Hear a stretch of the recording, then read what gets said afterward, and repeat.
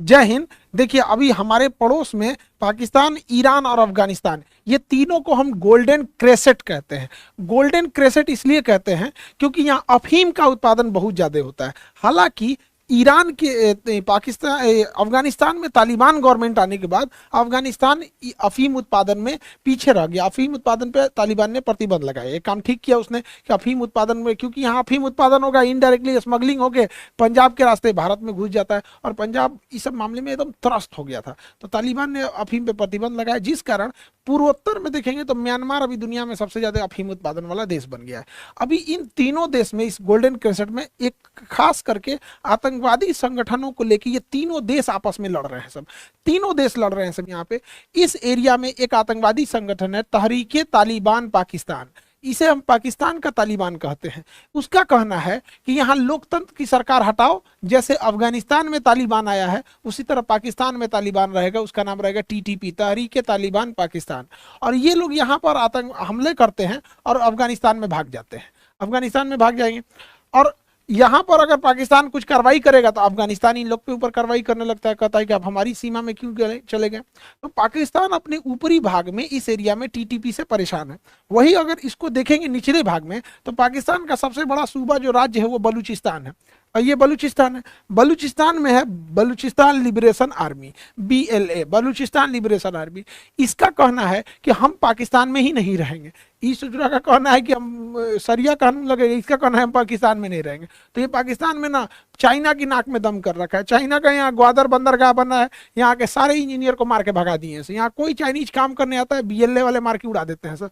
China यहाँ पे एक सड़क लेके आ रहा है, CPEC सड़क, चाइना पाकिस्तान इकोनॉमिक कॉरिडोर। ये भारत के POK के होते हुए जा रहा है। हालांकि भारत ने इस पर विरोध जताया कि आप हमारे एरिया से क्यों लेके जा रहे हैं, लेकिन फिर भी ये एरिया तो चाइना पाकिस्तान ने कब्जा कर रखा है, पाक ऑक्युपाइड कश्मीर, इसलिए वहां से CPEC लेके चला गया। तो ये BLA वाले जो हैं ये चाइना के लिए भी सरदर्द बन गए हैं सब, और पाकिस्तान के लिए भी सरदर्द बन के रह गए हैं सब। अब BLA वाले क्या कर रहे हैं, यहाँ पर हमला करते हैं, पाकिस्तानी आर्मी को मार के उड़ा देते हैं सब यहाँ पर, और उसके बाद भाग जाते हैं सब ईरान में। ईरान की इस राज्य का नाम है सिस्तान। ईरान की इस राज्य का नाम है सिस्तान राज्य है, सिस्तान। अब समझिए ध्यान से, सिस्तान की एक अलग समस्या है। पाकिस्तान कहता है कि भाई तुम्हारे यहाँ भाग के चले आए सब। अब सिस्तान क्या कहता है, सिस्तान में ना ये एरिया में सुन्नी ज्यादा रहते हैं, सुन्नी सुन्नी बहुल एरिया है सिस्तान, ये वाला एरिया, और ये सिया बहुल है। सिस्तान वालों का कहना है कि हम ईरान में नहीं रहेंगे, तो ये ईरान में मारते हैं सब, पाकिस्तान में भागाते हैं सब। तो मतलब इधर का आतंकवादी भागा इधर और इधर का आतंकवादी भागा इधर।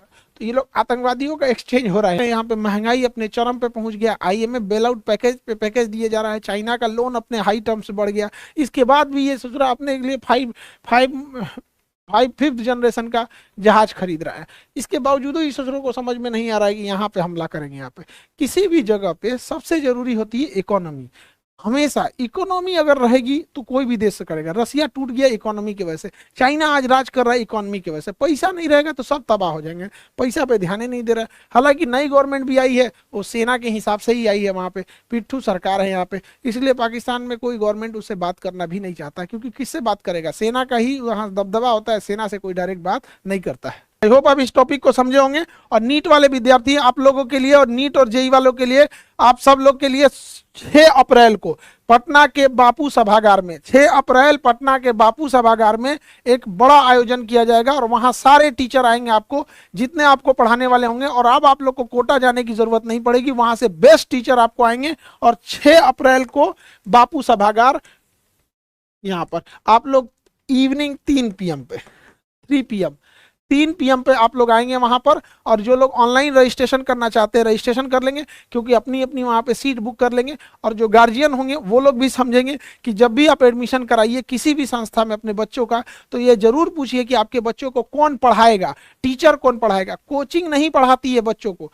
बच्चों को पढ़ाते हैं कोचिंग के अंदर टीचर। और अगर आप कोचिंग का शक्ल देख के एडमिशन कराएंगे कि बढ़िया शीशा लगल है, गिलास लगल है, बैठने का व्यवस्था है, तो 1 साल बाद याद रखिएगा जब आपका बच्चा सुसाइड करेगा ना, तो ये मत कहिएगा कि बच्चे के ऊपर डिप्रेशन था, क्योंकि आप तो पैसा देके चले गए हैं वहां पे। आपको बच्चे को पढ़ाएगा कौन, इसलिए जरूरी है कि कौन टीचर पढ़ाएंगे कौन नहीं पढ़ाएंगे, इसका पूरी जानकारी आपके पास रहना चाहिए। तो ये सारी चीजों की जानकारी हम लोग उस दिन 6 अप्रैल को बापू सभागार में हम लोग ये इस चीज पे चर्चा करेंगे। और इसी दिन नीट वालों के लिए इवनिंग शिफ्ट है, और मॉर्निंग शिफ्ट में 10 बजे यूपीएससी वालों के लिए 10 AM पे मॉर्निंग शिफ्ट में। यूपीएससी का अभी तो इधर नया पैटर्न वो आ गया आपका इलेक्शन के वजह से, यूपीएससी अपने एग्जाम को पोस्टपोन करके जून में लेके चली गई है। इस वजह से यूपीएससी वाले बच्चों को मेंस लिखने के लिए बहुत कम टाइम मिलेगा, इसलिए थोड़ा पहले से तैयार रहना पड़ेगा, क्योंकि मेंस जब होगा अक्टूबर के टाइम पे तो उस समय कोई इलेक्शन वगैरह नहीं रहेगा और वो मेंस टाइम से ले लेगा। और बीपीएससी पे तो कोई फर्क नहीं पड़ रहा है, अपने जगह पे लेगी 31 सितंबर को।